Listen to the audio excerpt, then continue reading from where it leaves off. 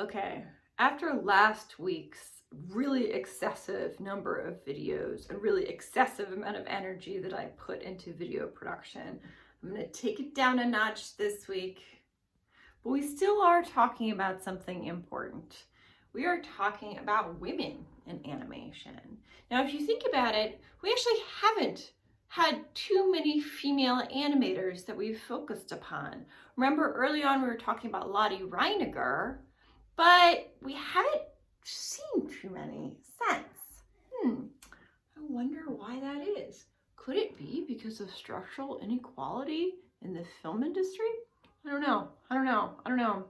Could it have something to do perhaps with the assembly line production of cell animation? Could it be that actually there are a ton of women who have been working in animation, but they've been working as colorists, as in-betweeners, as meticulous labor, and they haven't gotten their full due? I wonder if that could be the case. Anyway, we are going to be talking more specifically about women in independent animation this week. Now, the independent animation scene pops up for a few different reasons in the 1960s and 70s. If you've taken film history too, you know about this to a certain extent. But it has to do in part with the development of the film festival circuit, alternative spaces for showing interesting and a little bit offbeat work. And especially short films as well. So we're looking for places to show work that's a little bit off the beaten path and that provides a place for the curation of selections of short films too.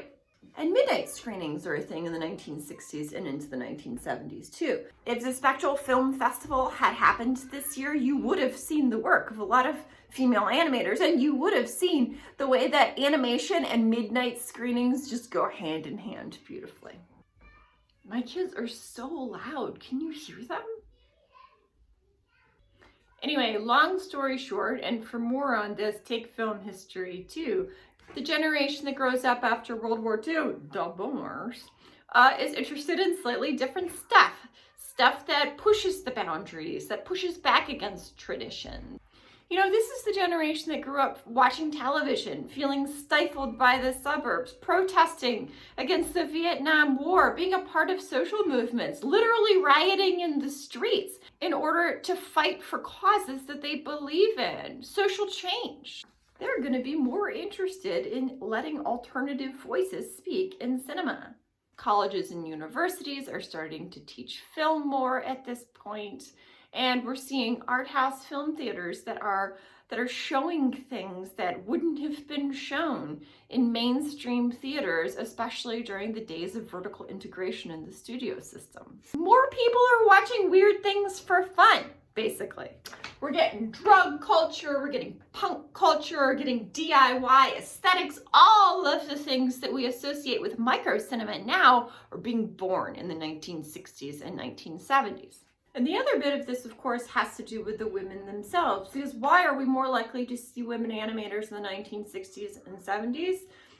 In part because of the second wave feminist movement and the desire to create art outside the patriarchal mainstream. So most of the animators that we're looking at this week, Faith Hubley, Emily Hubley, Sally Cruikshank, Joanna Quinn, Caroline Leaf, they come from this background, but there are a lot more as well. So like previous weeks, we're really just scratching the surface here, and I'll direct you towards other resources for looking into women in independent animation. So these animators and these films are going to be speaking to women's experiences, both politically and ideologically, on a couple of different levels. For one thing, on the level of content. Emily Hubley, whose work we're going to see in a little bit, suggested that what some of these films have in common is a sense of intimacy that's often aided by a voiceover by the filmmaker herself.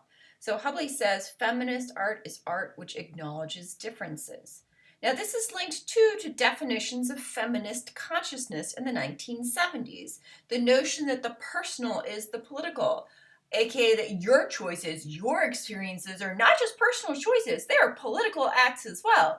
Like if you choose to allow your children's voices to be heard in a YouTube video, that's a political act, right? My sense of a work identity cannot necessarily be divorced from my sense of a family identity, especially during a pandemic. Anyway, enough about me, because how this is going to shake out in our films is with a personal, expressive style and voice. So secondly, we'll be talking about the structure and style of the films. We're going to see lots of experimental techniques, very different from major studios. Non-linear narratives a lot of the time. Now, there's actually a long history of women working with experimental techniques in both animation and the art world in general. This is Maya Deren in Meshes of the Afternoon in the 1940s. And we associate Maya Deren with the use of psychoanalysis, with the use of a dreamlike narrative that's very personal, very about domestic space. And if we think of realism as a male-dominated aesthetic, especially in the world of animation, then many women are going to be turning to experimental techniques. And this is Laura Mulvey and her crew shooting Riddles of the Sphinx in 1977 that explicitly resists, quote-unquote, visual pleasure. Narrative cinema, she argues, is all about the male gaze. If we resist narrative causality, that's one of the ways in which we can disrupt this kind of visual pleasure, which privileges the male perspective. So if we think of realism as a male-dominated aesthetic, especially in the world of animation, then many women are going to be turning to experimental techniques to oppose repressive representations. And again, don't forget about Disney and mimetic realism. We talked about this a few weeks ago, but Disney's naturalistic style aimed to make animation look natural and normal, more like real life. Attention here is being drawn to narrative, not technique, because Disney's films are seamless. They suck you in. Like classical Hollywood editing and narrative, they want you to make you forget that you are watching a film. And when you forget you're watching a film, you accept ideology. It becomes hidden, natural. Of course Snow White should have no problem with all of this. Of course she ends up with a prince. Of course she takes care of the 7 dwarfs and cleans their house. Of course. It's part of the story.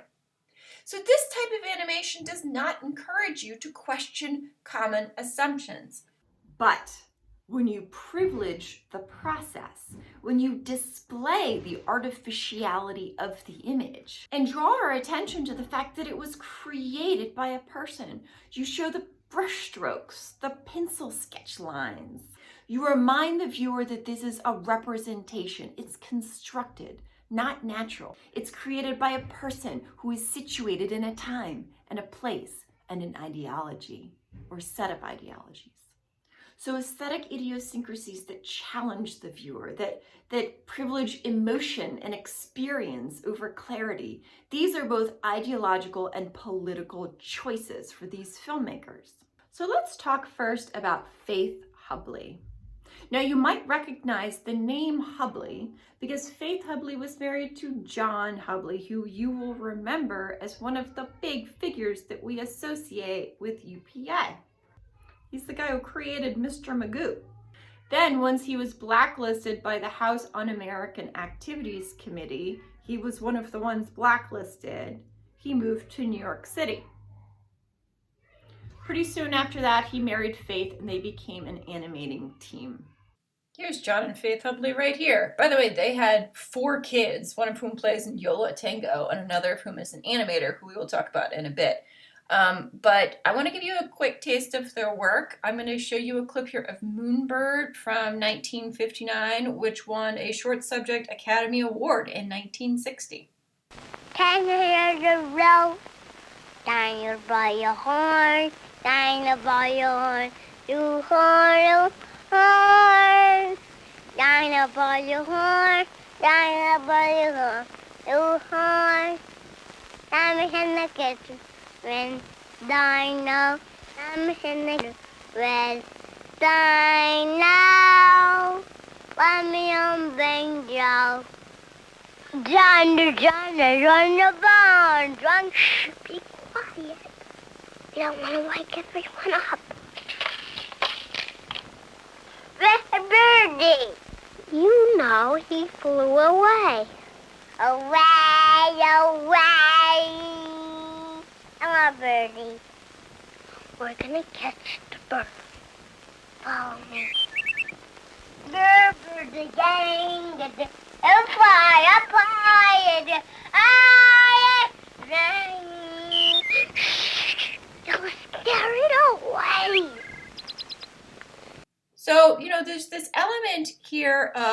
avowing identity, right? You know, we're not denying the fact of family here. Instead, we are integrating family into the creation of art. So some could argue in the 1950s, 1960s that that in itself is a feminist act. Okay, so normally I would show Faith Hubley's 1975 film WOW, or Women of the World, which was her first solo project. She started it after being diagnosed with breast cancer, and it's a film that is unabashedly feminist. I mean, it pushes back against the mainstream representations of women, and the aesthetics here are very handmade again. But I only have that on a DVD, and I do not have the rights to show it. So instead, I'm going to link to her 1981 film Enter Life, which was done for the Smithsonian Museum of Natural History. And it's all about the beginnings of life on Earth. So while you're watching, think about the style. Think about how you might be able to describe the aesthetics here, how the use of mixed media and often watercolor gives a kind of tangibility to something that's really abstract. And I think that if we think hard enough here, we can think about the representation of history and the way that history is being rethought and reimagined in a lighthearted and imaginative way.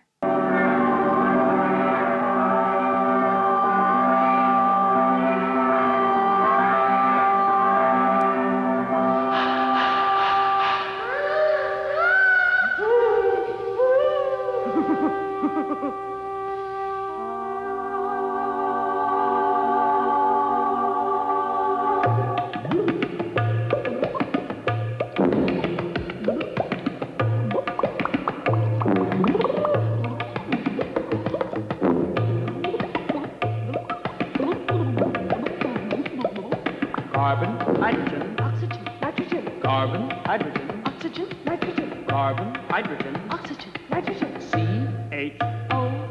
C-H-O-N. John, John, John, John, John, John, John, John, John, John, John,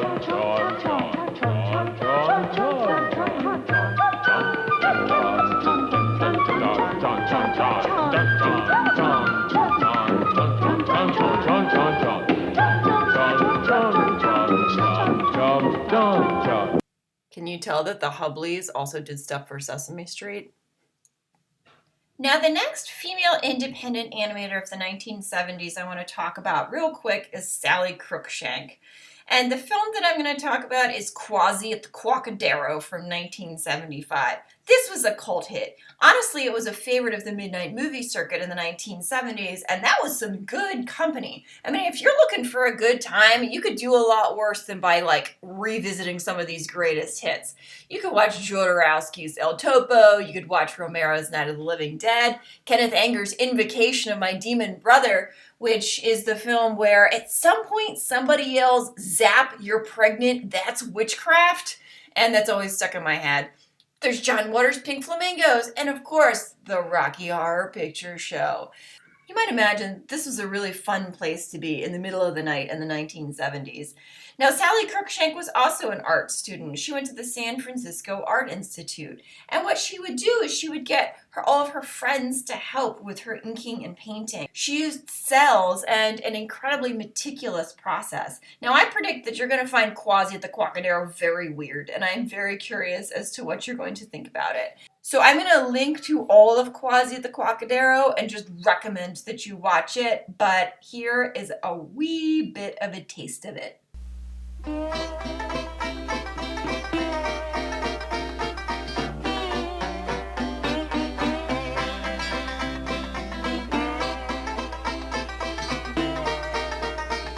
Yeah. I love to look at pictures of people working. Yeah.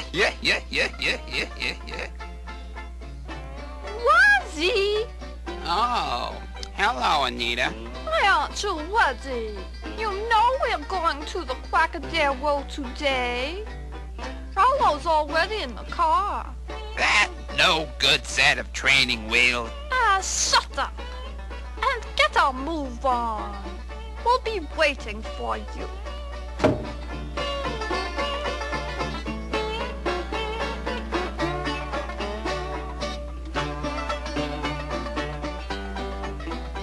honestly, Rollo, I really will be glad to see the last of him. Goodbye, Quasi.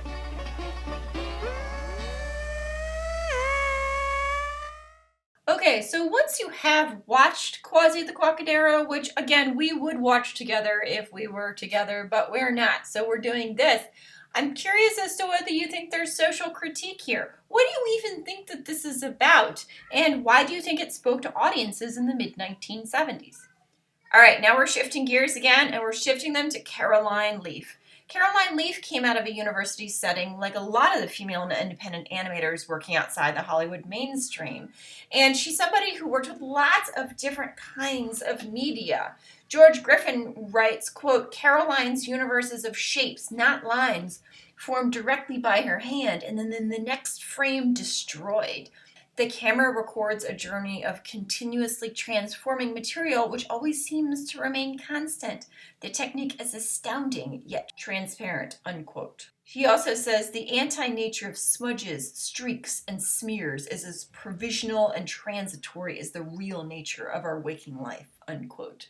So it should come as no surprise that the process of change and the process of metamorphosis comprises the subject material she's interested in too. For the film that I'm going to link to and the film that I'm going to show you a clip of, she used water-based tempera colors on milk glass with oil added to keep the paint from drying. But for many of her other films, she uses sand. For instance, for this film, which is The Metamorphosis of Mr. Samsa from 1978, obviously based on the Franz Kafka story. But what I want you to watch is The Street from 1977. The story is by a Canadian writer named Mordecai Richler. And while you're watching it, think about how the transitory nature of her technique works with the story and also what the resulting aesthetic does. I mean, again, how do these visuals speak to you? How can we describe them and how do they relate to the content of the piece?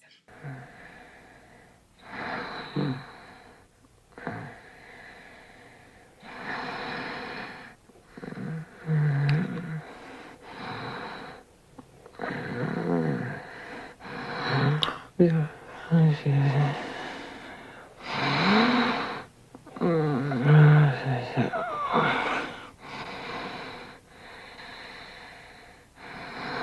The summer my grandmother was supposed to die, or as my mother said, pass away, we didn't leave the city. The only thing was to stay at home and wait for it to happen.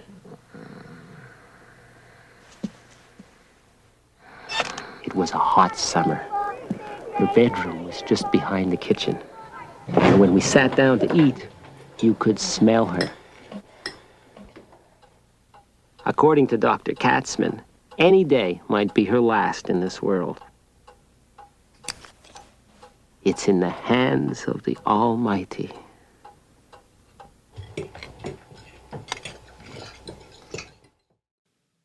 And again, what here might be considered political, especially if we think of the personal as political.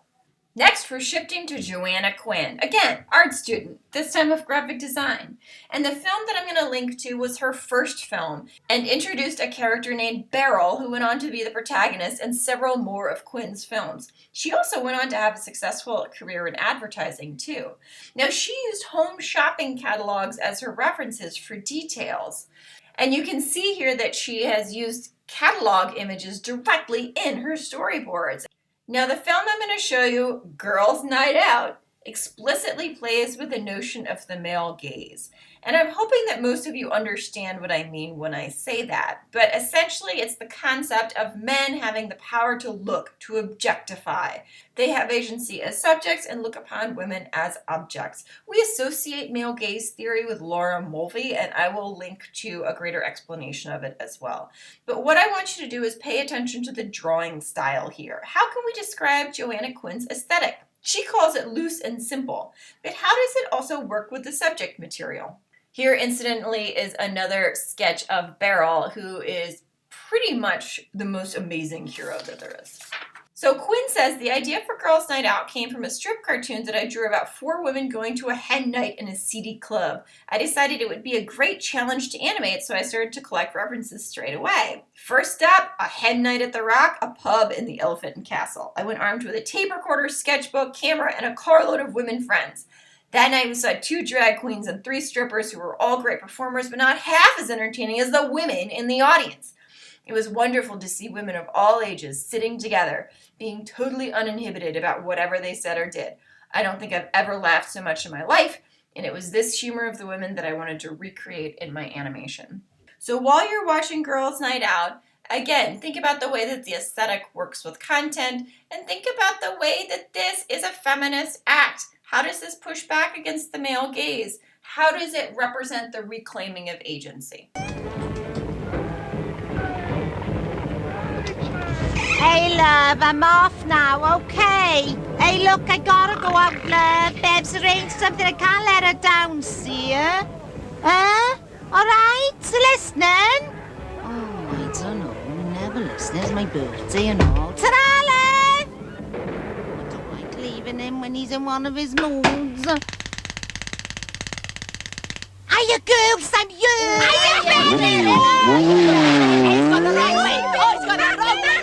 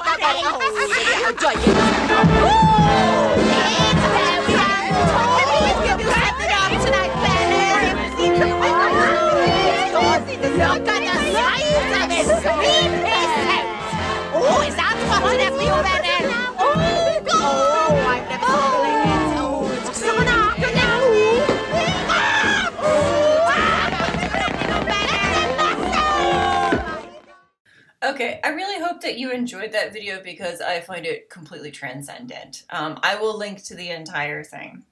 I've got one more animator that I want to just mention quickly, and that is Emily Hubley. So her parents are Faith and John Hubley.